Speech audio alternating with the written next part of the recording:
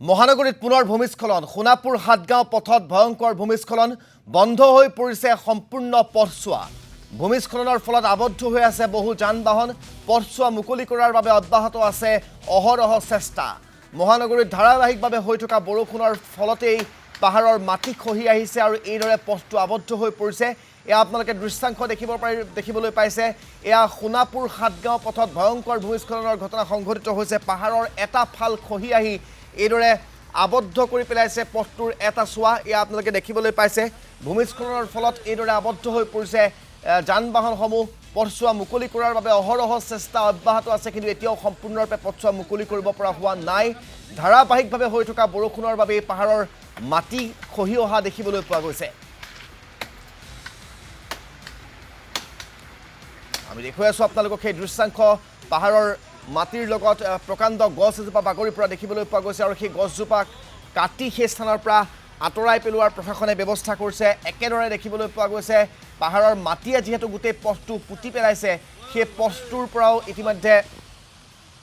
সেই পাহাৰৰ পৰা খহি অহা মাটিবোৰ আঁতৰাই পেলোৱাৰ বাবে প্ৰচেষ্টা অব্যাহত ৰখা হৈছে যান-বাহনৰ চলাচল যিহেতু সম্পূৰ্ণৰূপে বন্ধ হৈ পৰিছে গতিকে যান-বাহনৰ চলাচল অনতিপলমে সুচল কৰিবৰ বাবে সেই পথছোৱা মুকলি কৰাৰ বাবে চেষ্টা অব্যাহত ৰাখিছে কিন্তু এতিয়াও সেই পথছোৱা সম্পূৰ্ণৰূপে মুকলি হোৱা নাই আপোনালোকক আমি দেখুৱাই আছোঁ পথছোৱা কিদৰে পাহাৰৰ মাটি খহি আহি সম্পূৰ্ণৰূপে পুতি পেলাইছে সেই দৃশ্যাংশ আপোনালোকে দেখিবলৈ পাইছে সেই পথটোৰ কাষতেই থকা এটা পাহাৰৰ বৃহৎ অংশ এটা এইদৰে খহি আহিছে আৰু সেই খহি আহি সম্পূৰ্ণৰূপে পথটো বন্ধ কৰি পেলাইছে এই ভূমিস্খলনৰ ঘটনাৰ সবিশেষ খবৰ লবৰ বাবে আমি চন্দন বড়োৰ সৈতে ফোনযোগে সংযোগ স্থাপন কৰিছোঁ চন্দন শেহতীয়া খবৰ কি আছে গোটেই ঘটনাটো সন্দৰ্ভত হয় যি যোৱা নিশা যি বৰষুণ ধাৰাসাৰ বৰষুণে এই সোণাপুৰ আৰু যি হাটগাঁও যি পথ সেই পথত প্ৰকাণ্ড পাহাৰ এটা খহি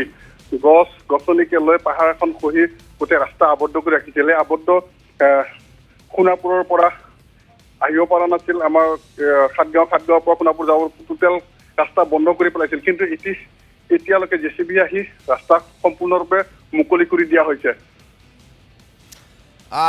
মই আপোনাৰ পৰা জানিব বিচাৰিম যে সেই পথটো যিহেতু মুকলি কৰি দিছে বুলি আপুনি উল্লেখ কৰিছে কিন্তু কথাটো হৈছে সেই পথটোৰ এটা বৃহৎ পথটোৰ কাষত থকা পাহাৰটোৰ এটা বৃহৎ অংশ খহি আহিছে যদি অনাগত সময়ত আৰু বৰষুণ হয় তেনেহ'লে আৰু ভূমিস্খলন হোৱাৰ সম্ভাৱনা আছে নেকি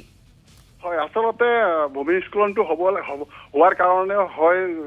যি ওচৰৰ যি ৰাস্তাৰ কাষৰ যিবোৰ মানুহে যি ৰঙা মাটি কাটি যি ব্যৱসায় চলাই আহিছে যি নেকি কোনো ধৰণৰ ফৰেষ্ট অফিচাৰ বা বিট বা ফৰেষ্ট তেওঁলোকে কোনো ধৰণৰ এইবিলাক বিকল্প নলয় কিয়নো জহাই তহাই এই জেচিবি ডাম্পাৰেৰে মাটি কাটি ওচৰৰ যি ভাটা বা কিছু ঘৰ বনোৱাৰ কাৰণে বা কিছু ভাটা চাটাবিলাকত সেইবোৰ দিয়াৰ কাৰণে এনেদৰে জেচিবিৰে যি ৰঙা মাটি কাটি যি ৰাস্তাৰ যি সন্মুখত